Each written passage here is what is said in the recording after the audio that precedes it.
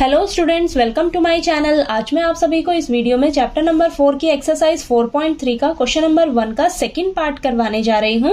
तो question number 1 में हमें दिया है find the nature of the roots of the following quadratic equations, if the real roots exist find them. तो हमें ये जो क्वाड्रेटिक इक्वेशन दी हुई है इसका हमें nature of root find out करना है और अगर रियल रूट्स एग्जिस्ट करते हैं तो वो भी हमें फाइंड आउट करना है। ठीक है, तो चलिए स्टार्ट करते हैं। सेकेंड पार्ट में हमें क्वाड्रेटिक इक्वेशन दी है 3x square minus 4 root 3x plus 4 is equal to 0। ठीक है, तो अब इस इक्वेशन का हमें नेचर ऑफ रूट निकालना है। तो नेचर ऑफ रूट निकालने के लिए हमें क्या करना होता है, डिस्क्रिमिनेंट फाइंड आउट करना होता है। ठीक है, तो डिस्क्रिमिनेंट निकालते हैं सबसे पहले इसका। तो देखिए क्या करेंगे, अब सबसे पहले a का वैल्यू लिखिए। a क्या होता है हमारा, x स्क्वायर का कोफिशिएंट क्या है आपके पास 3। ठीक है, अब b क्या होता है आपके पास, x का कोफिशिएंट क्या है माइनस का 4 रूट 3।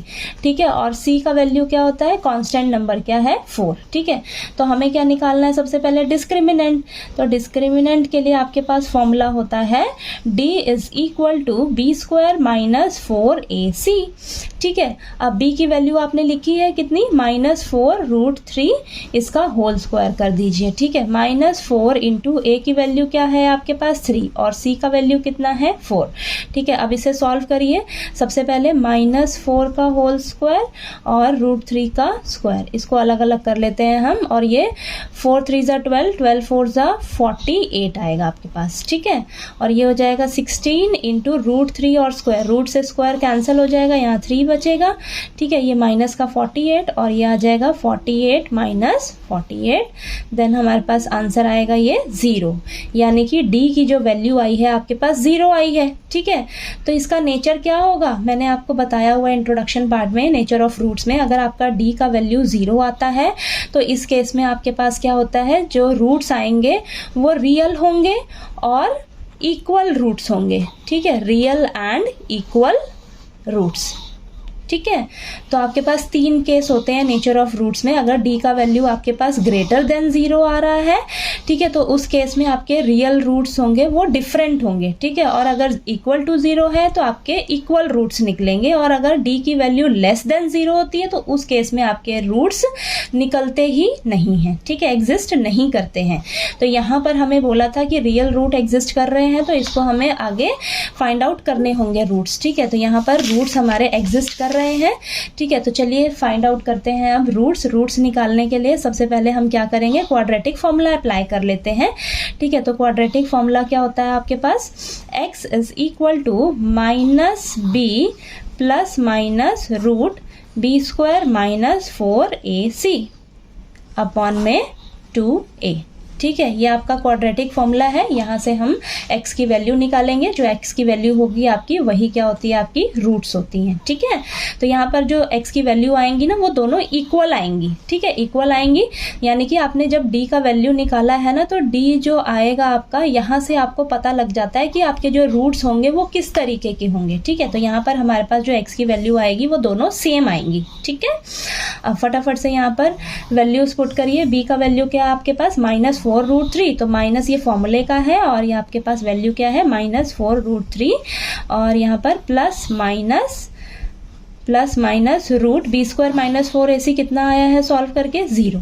ठीक है, तो मैंने यहाँ पर डायरेक्ट वैल्यू रख दी है यहाँ से। ठीक है, और अपॉन में 2 इंटू a कितना है आपके पास 3। ठीक है, अब यहाँ पर आपके पास माइनस ये क्या हो जाएगा प्लस, तो ये 4 रूट 3 प्लस माइनस ये 0 अपॉन में 6। ठीक है, अब इसको यहाँ पर कर लेते हैं हम। अब यहाँ पर x की वैल्यू जो है एक बार आपके पास क्या हो जाएगी, 4 रूट 3 प्लस 0 अपॉन में 6, और एक x की वैल्यू क्या हो जाएगी 4 रूट 3 माइनस 0 अपॉन में 6। ठीक है, तो यहाँ पर 4 और 6 आपस में कैंसिल हो जाएगा, यहाँ पर 2 और नीचे 3 बचेगा, कैंसिल होके 2 और 3 बचेगा। ठीक है, तो यहाँ पर आपके पास वैल्यू आएगी x is equal to 2 root 3 upon में 3, और यहाँ पर भी x is equal to 2 root 3 upon में 3। ठीक है। तो यहाँ पर देखिए √3 है, तो आप क्या करिए ऊपर नीचे रैशनलाइज कर दीजिए। तो यहाँ पर √3 अपॉन √3 आ जाएगा, मल्टीप्लाई कर देंगे हम, रैशनलाइज कर रहे हैं तो यहाँ पर आएगा आपके पास x इज इक्वल टू 2। अब √3 2 टाइम्स है ना, 2 टाइम्स है तो √3 का होल स्क्वायर हो जाएगा और यहाँ पर 3√3 बचेगा नीचे। तो ये रूट और स्क्वायर कैंसिल हो जाएगा आपस में। तो देखिए रूट और स्क्वायर कैंसिल होके आपके पास क्या बचेगा, 2 इंटू में 3 अपॉन में 3√3। तो ये 3 आपस में कैंसिल हो जाएगा तो आपके पास क्या बचेगा, 2 अपॉन में √3। ठीक है, 2 अपॉन में √3 आएगा। ठीक है, x की वैल्यू। तो अब इधर भी यही सेम प्रोसीजर रहेगा।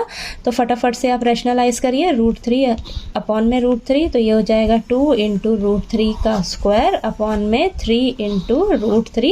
रूट से स्क्वायर कैंसिल हो जाएगा तो ये आएगा आपके पास सॉल्व होके 2 इंटू 3 अपॉन में 3 इंटू √3, 3 से 3 कैंसिल, तो ये x की वैल्यू क्या आ जाएगी आपके पास, 2 अपॉन में √3। ठीक है, 2 डिवाइडेड बाय √3। ठीक है, तो यहाँ पर भी आपके पास x की वैल्यू क्या आई है, 2 अपॉन में √3। ठीक है, और यहाँ पर भी x की वैल्यू क्या आई है, वही सेम 2 अपॉन में √3। ठीक है, तो जो आपके रूट्स निकलेंगे वो क्या निकलेंगे, इक्वल होंगे। ठीक है, सेम निकल कर आएंगे।